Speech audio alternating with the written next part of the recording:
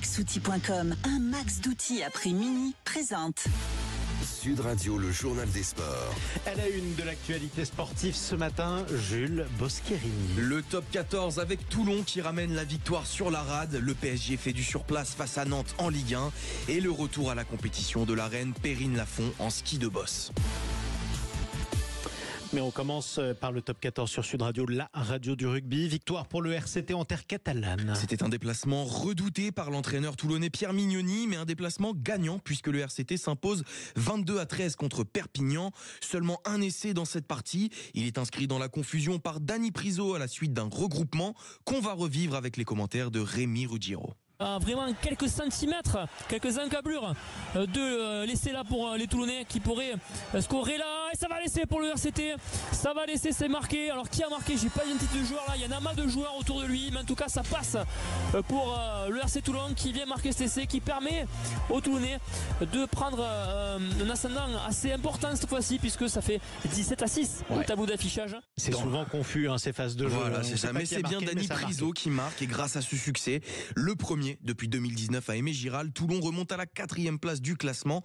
De quoi satisfaire le demi d'ouverture des Rouges et Noirs. Enzo Hervé, fier de l'état d'esprit affiché par ses partenaires. On a fait un bon match dans l'ensemble, on va dire pas forcément dans le jeu, mais dans l'état d'esprit, on a répondu présent. C'était le mot un peu de la semaine et puis de l'avant-match. On sait qu'en venant ici, surtout à guichet fermé avec l'ambiance qu'il y avait, ça allait être un vrai test pour nous, pour notre groupe. Et je pense qu'on a su répondre présent sur ce côté-là. Donc c'est bien, il faut le garder et c'est encourageant pour la suite. Dans les autres matchs, Toulouse l'emporte à l'extérieur face au Racing 92, 21-17. C'est le deuxième revers consécutif pour les Franciliens après celui dans le derby dimanche dernier.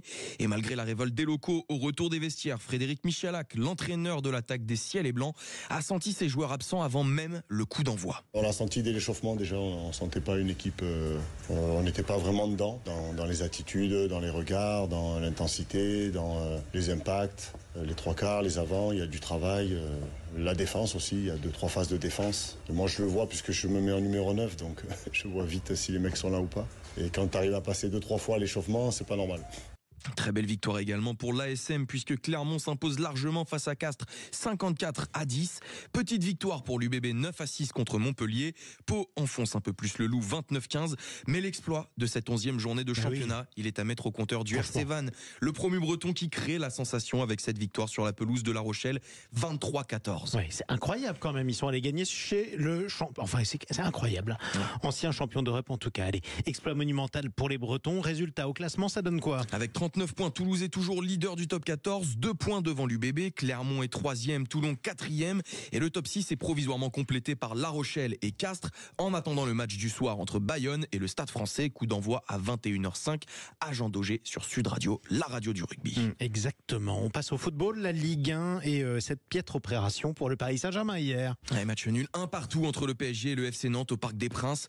Les Parisiens ouvrent pourtant le score dès la 2e minute de jeu, mais le manque de réalisme après l'égalisation nantaise les empêche de prendre encore plus le large en tête du championnat. 2 autres matchs avaient lieu hier et ça ne s'est pas bien passé du tout pour Saint-Etienne qui s'écroule 5-0 sur la pelouse de Rennes. De son côté, Brest s'impose 3-1 face à Strasbourg et 5 matchs sont au programme aujourd'hui avec notamment Marseille-Monaco à 20h45 et Montpellier-Lille à 15h et le MHSC justement dernier du championnat et qui semble se diriger tout droit vers la relégation en Ligue 2. Une situation de crise sportive et financière puisque le club n'a pas recruté l'été dernier qui pourrait bien avoir de lourdes conséquences, comme l'explique Vincent Chaudel, fondateur de l'Observatoire du Sport Business. On peut s'inquiéter pour le club d'après les dernières prises de position, les dernières prises de parole de Laurent Nicolin, qui, par rapport notamment à la chute des droits télé, a laissé entendre que s'il fallait déposer le bilan, il le déposerait.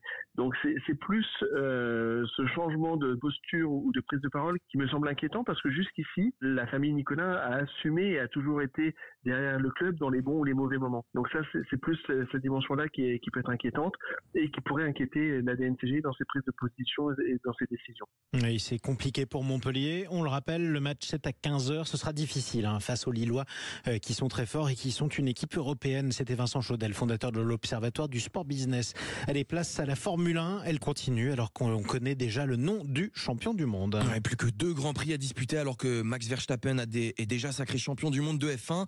Ce week-end, ça se passe du côté du Qatar et c'est justement le Néerlandais qui partira en pole position. Départ de la course prévu à 17h. On prend le large aussi à présent pour un petit point sur la course du Vendée Globe. Et c'est toujours très disputé en tête de la course. Johan Richium de la team Paprec Arkea est leader, suivi de très très près par Charlie Dalin de la team Massif Santé Prévoyance, puisque seulement 5,45 milles nautiques séparent les deux skippers. Ouais. Sébastien Simon de la team Groupe Dubreuil complète le podium et Jean Lecam qu'on a eu hier est remonté d'une place, il est 20e. Il était sur Sud Radio et puis c'est l'élan, le vent que souffle Sud Radio justement qui lui a fait repasser devant. Allez, on continue après le large, place aux hauteurs, les pistes de ski en ski de boss, le retour de la reine Perrine Lafont qui retrouve le chemin de la victoire après 1 an et demi d'absence. Une année sabbatique et c'est reparti pour Perrine Lafont. La Française a rappelé quelle athlète elle était en s'imposant pour la reprise de la Coupe du Monde à Ruka en Finlande. Retour sur cet incroyable comeback avec vous, Théo Ampillac. Et oui, comme une étoile, le talent de Perrine Lafont scintille dans la nuit finlandaise.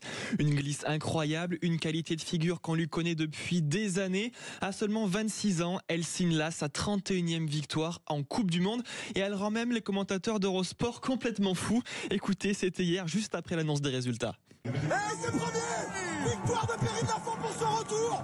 Elle peut se prendre la tête dans les mains, Perrine, c'est incroyable ce que tu viens de faire, Pépette! Retour incroyable de la part de Perrine Lafont. Anthony Bénin peut être content, le travail accompli. Splendide retour de la part de la championne olympique 2018 qui signe un retour fracassant. Et au final, ça fait un score de 81,13 pour Perrine Lafont. Elle devance sa rivale et championne olympique en titre, l'Australienne Jakara Anthony. Un retour triomphal donc pour la Française, de très bon augure en vue de la préparation des prochains Jeux olympiques d'hiver qui se tiendront, on le rappelle, dans les Alpes italiennes. Ça sera en 2026, dans 2 ans. Et on a dû faire la fête au Mont-Dolmen, j'imagine. En tout cas, si jamais je gagne une finale de Coupe du Monde et que vous m'appelez Pépette en bas, je pense que je remonte la piste de ski en sens inverse pour rendre mon titre. C'est son surnom, Pépette. Bon, ok, ça va, ça passe. Après tout, merci beaucoup Théo Ampillac. Merci à vous également, Jules Boscherini.